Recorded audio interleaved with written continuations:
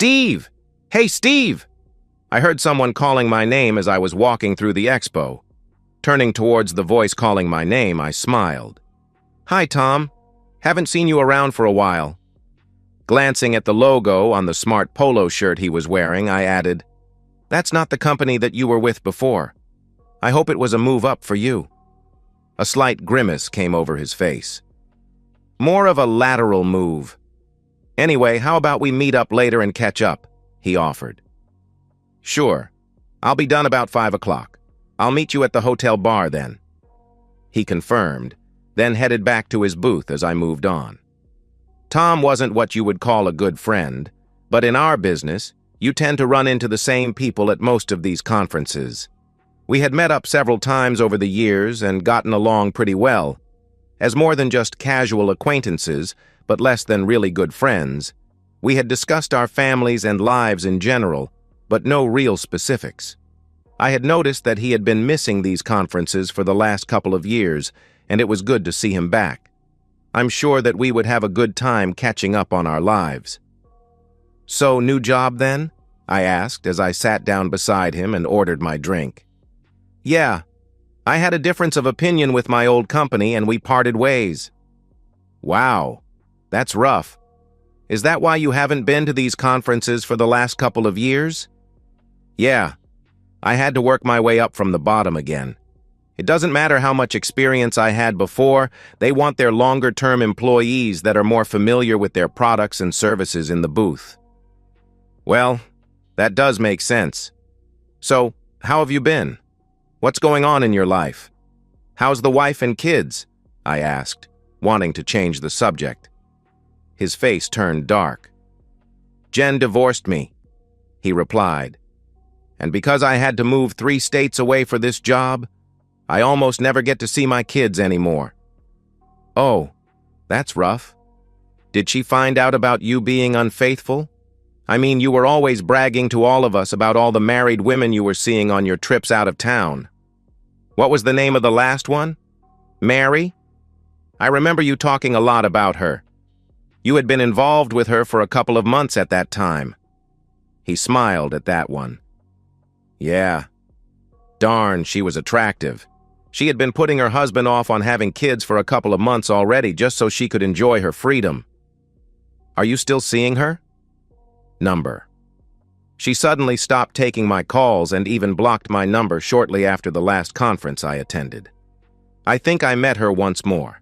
Then everything went to pieces. In fact, it was the evidence of her and me that Jen used in the divorce to invoke the prenup. That also cost me my job. They fired you for infidelity? I asked in amazement. Isn't that illegal? A look of anger came across his face. Of course they didn't fire me for infidelity. She had me served at the office just as we were about to have our monthly meeting. The young woman that served me the divorce papers loudly exclaimed that I was being served with the divorce on grounds of adultery. Her dad, the CEO of the company, then put his investigators in the accounting department on me and began reviewing all my expense reports for the last several years. Lunches, dinners, hotel rooms, everything. They even called up my clients to verify if I was actually having lunches and dinners with them at those times. Not only did they fire me for cause, but then they sued me for repayment. I still owe them about $10,000. He also blackballed me from the industry. Wow, that's rough, I commented. If he blackballed you, how did you get this job? It wasn't easy, he remarked. First off, I had to take a severe cut in pay. I have 20 years of experience, but I am being paid the same as a kid straight out of college. My base pay is terrible, so I have to put in about 80 to 100 hours a week just to make enough commissions to get by.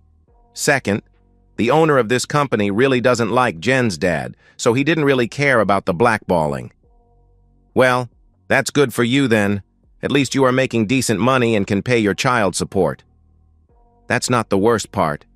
Jen wasn't just out for blood. She wanted my complete destruction as well. Since the accounting office had all the receipts, they knew all the places, times, and dates. Her daddy hired a really good PI firm to track everything down. They found over a dozen other women that I had been seeing. Every one of their husbands got a package delivered to them. Of course, the lawsuits went nowhere, except to ruin my reputation. The problem was that several of the husbands got DNA testing on their kids. What's wrong with these women? I mean, if you are going to cheat on your husbands, you should be practicing birth control. 3 husbands sued me for back and future child support.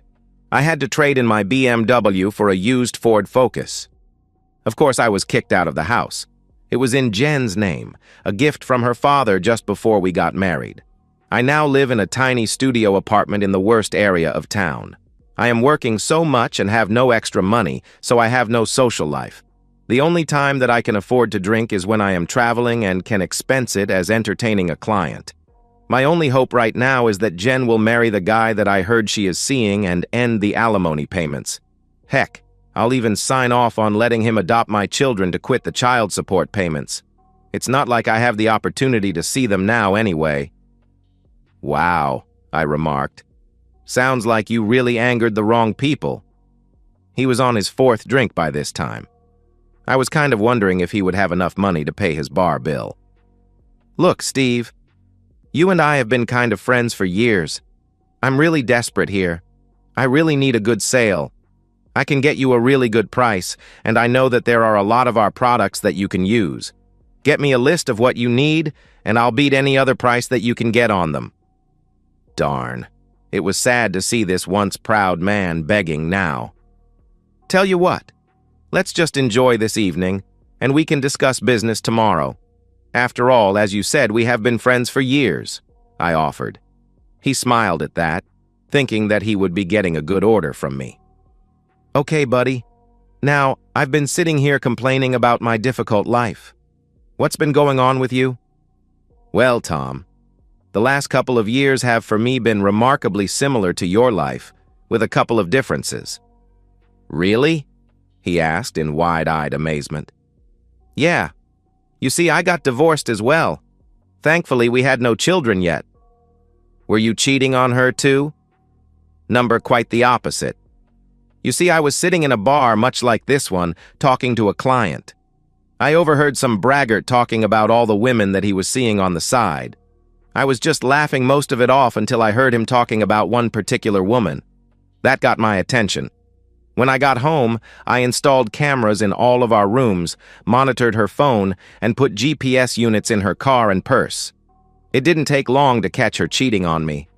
I managed to get video of her with the scoundrel. He was listening to me with rapt attention. He was a bit too drunk to catch the subtle hints in there. What did you do? He asked. I went full-on revenge.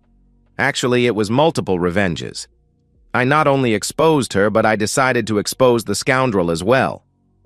A glimmer of something passed through his eyes. Maybe something was getting through the fog of the alcohol.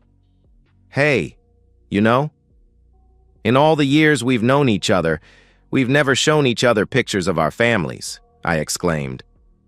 Here's a picture of my ex-wife, I proclaimed as I pulled up a photo on my phone. His face immediately went pure white. But that's... He sputtered. Yeah, I agreed. That's the woman you were bragging about seeing at the last conference that you attended. You! He accused. Yep, me. You ruined my life. I couldn't help but laugh. Well, you did have an affair with my wife.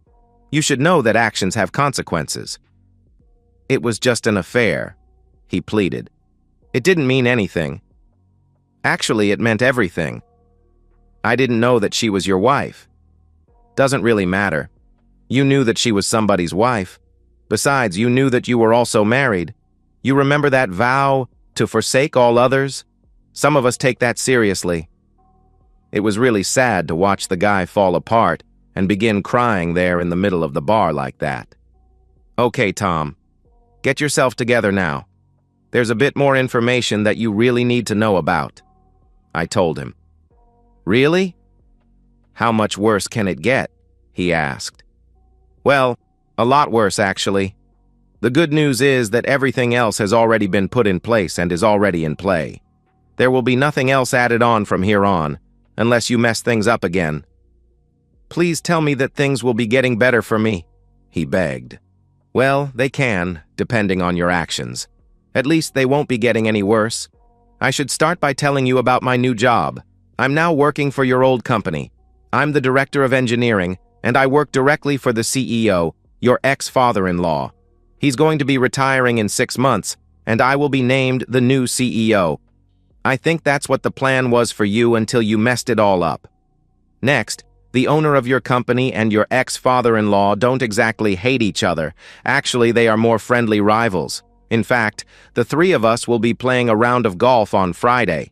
Stan, the ex-father-in-law, realized that without a job, you wouldn't be able to pay his daughter the court-mandated alimony and child support. He discussed it with your new boss and got you the job you have now. Well, at least it can't get any worse.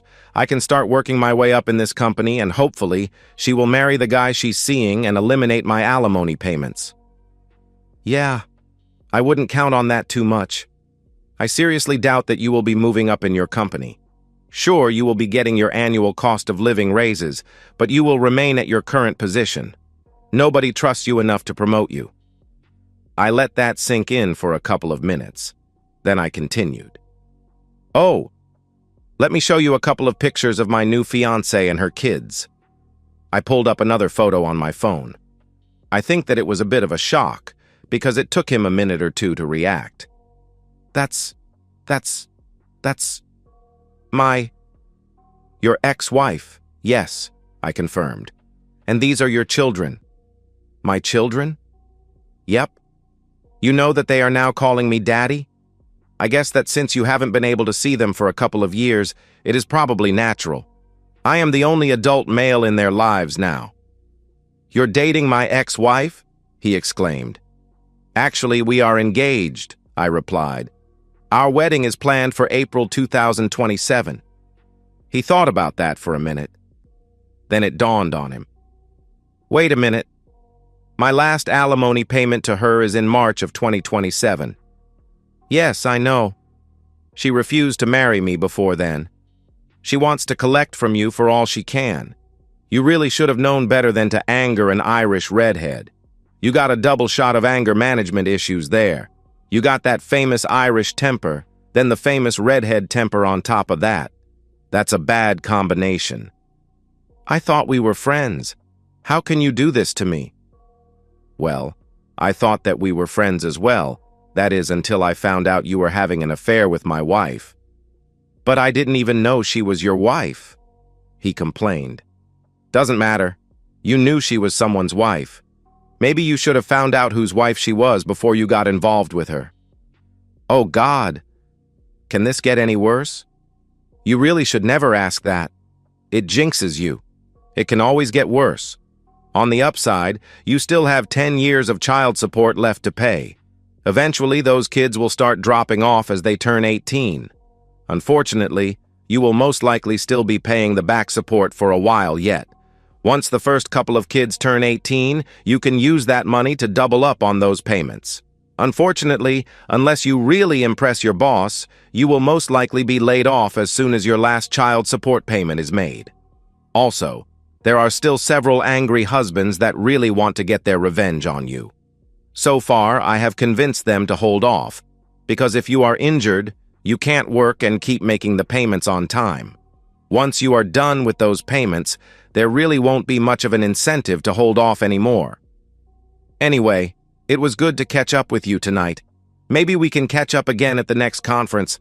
I'll take care of the check, since you seem to be having some money issues. I told him as I paid the check, then left him there contemplating his future existence. The beautiful redhead sat at a booth in the corner observing the conversation. She watched as the tall, well-built man got up, paid the bill, and strode out of the bar. She saw the devastation on the other man's face. Of course, she knew what had just happened. Still, she was compassionate. The poor, broken man really could use some good fortune to come into his life. Yes, he deserved everything that was happening to him, but judgment tempered with mercy is always best. After all, people can learn from their mistakes, so giving them a chance to redeem themselves always benefits society. The red-headed goddess spied a tall, leggy blonde beauty enter the bar and look around. She was already familiar with the blonde, and she had already made arrangements for her consequences to visit. The redhead smiled. Worst case, she would move up her plans for the blonde. Her fate was sealed regardless. The redhead closed her eyes and concentrated. Suddenly, several other customers entered the bar and took all the available booths. The only seat left was at the bar beside the devastated man. Having no other choice, the blonde strode confidently to the seat and sat down. Karma smiled. It was all now up to the devastated man whether he would get a bit of relief or have further devastation in his life. After a quick glance at the 6 feet 5 inches muscular man in an obvious disguise sitting alone in a dark booth at the back of the bar, the red-headed goddess decided to let things play out as they would. It had been a long month for the beautiful redhead. She needed to relax for a night. With one more spell to ensure that the devastated man would not be seriously harmed, he did need to be able to work to make his court-mandated payments. She decided to relax for the rest of the evening. The clearly exhausted and overworked cocktail waitress set another drink down in front of her. The redhead who was named Karma saw the pain in the waitress's eyes. She saw that life had been hard on her and that she did not deserve what she had been through. She saw that this woman was a very honorable and decent person that had been dealt a difficult hand. It was time for her to get a strong dose of good karma. As she was sipping her drink, her mind went into her archives to discover her situation. She discovered what she needed to know. She made her move the next time that she stopped at her booth. "What time do you get off, honey?" she asked. It will be another 2 hours, but I really don't date customers. Besides, I really need to get home to take care of my daughter." "What's the use of being a goddess if you can't use it occasionally for your own purposes?" she thought. Suddenly, the brunette waitress's phone suddenly rang. She answered it. The gist of the conversation was that the waitress's daughter had already fallen asleep, and her teenage babysitter was willing to stay the night for no extra charge. "Well, now that that has been settled, I'm in room 512. Don't worry, I'll have you home in plenty of time to fix her breakfast tomorrow morning. I'm pretty sure that this is something that you need." Seriously, she is a goddess. No one can resist her. The brunette rested peacefully in the luxury of the high-end suite. She was surprised when she woke up in her own bed the next morning with pleasant memories of the night before. The goddess woke up with a sigh of resignation, knowing that she would never be able to have a real relationship. Still, she was content that she had made the proper arrangements so that the waitress would be taken care of. She would just have to be satisfied with the occasional connection that she could work out. Tom failed his test for redemption. He used his expense account to buy the married blonde drinks and convince her to his hotel room. Unfortunately for both, she didn't take much convincing. In fact, it is still a point of contention on whether he talked her into it or she talked him into it. Either way, her jealous husband, who had watched the entire thing in disguise, severely injured Tom to the extent that he would never be able to function normally again. He then used his prenup to divorce the blonde and leave her with just the clothes on her back when she left. She is now working multiple jobs on the bad side of town to survive. Oddly, a week after the encounter between the red-headed goddess and the brunette waitress, a very expensive Lexus SUV suddenly broke down in front of the modest bar. As luck, or karma, would have it, the rich woman sat in a booth that the brunette beauty was serving. Through a series of odd circumstances, the rich woman ended up sitting in the booth for several hours before her car was towed. The time allowed the two to get to know each other very well. It took a couple of nudges, nothing that neither of them really didn't want to happen, but more to push things along. Eventually, the rich woman became a semi-regular at the bar. She always sat in the section that the attractive brunette was covering. It took a while, but they eventually got together. The brunette's family had rejected her because she had come out as gay. Her baby was the result of a terrible assault by her father's friends trying to change her orientation. "My name is Karma. I'm tough." The rich woman ended up owning the factory that the brunette's family works at. They were all fired and lost their houses. I look in on them every once in a while. I saw one time at Christmas when her siblings brought their children to a charity event to get Christmas presents. She graciously offered to buy her nieces and nephews presents for Christmas. She even invited her entire family to their house for Christmas dinner. She used that opportunity to show her prejudiced family the love and respect for each other in her house. It didn't fix everything, but it was a start. Tom? Well, what can I say? I gave him the chance to help himself. The main issue after that night was that he was so badly injured that he was never able to function normally again. Once his last biological child turned 18 and graduated from high school, he was laid off from the company he worked for. Because of his past, he was blackballed from ever working in the industry again. He ended up as an alcoholic assistant manager at a Taco Bell. I really did try to help him, but his decision-making never got any better. What can I say? I really am tough. The blonde? Well, she was never even close to the beauty that she once was. Once your facial features are damaged to that extent, it takes a lot of money to fix it. Her now ex-husband had discovered a lockbox hidden inside a wall in the house he had inherited a week earlier. He managed to skip the country before the search was put out on him. Rumors have it that he is living very well in a tropical environment right now. Oh. You probably want to know about Mary. Her case was very sad. She did end up repenting her evil ways. Unfortunately, it was too late for her. Steve did end up forgiving her on her deathbed. She contracted a serious illness from her third partner after Steve divorced her. Unfortunately, it was too late before she discovered it. Yes, she was truly remorseful. I did visit her towards the end. The best I could do for her was to make her passing as easy and painless as possible. Okay, so I probably went a bit overboard on her consequences. What can I say? Okay, so I'm not only human. Still, I deliver karma to those that deserve it. Yes, I made sure that her lawyer was incompetent. Yes, I made sure that her ex-husband could manipulate their finances to his advantage. Yes, I made sure that the prenup could be fully enacted. Still, it was her decisions afterwards that drove her fate to where it ended up. She had options. She didn't need to end up working the streets downtown. She didn't need to take him as a client. She had other options. Okay, I did use her to give bad karma to another of her clients. Of course, I was careful that his wife had already stopped being intimate with him. She is doing a lot better now that she divorced him, BTW. Anyway, this should close this chapter. Everyone pretty much got what they deserved. Some got more than they should have. But that's just the way things go. Anyway, I have other things to do right now. Some jerk is about to try to con an innocent widow out of her life savings. Yes, I much prefer to dispense good karma, but every once in a while, I really enjoy giving jerks exactly what they deserve. I have multiple looks, but I much prefer my normal look as a petite redhead with green eyes. Look around wherever you are if you are thinking about doing something wrong. You might want to think twice if you see someone that might look like me in the near vicinity. Maybe I'm watching. And so, we've reached the end of today's story.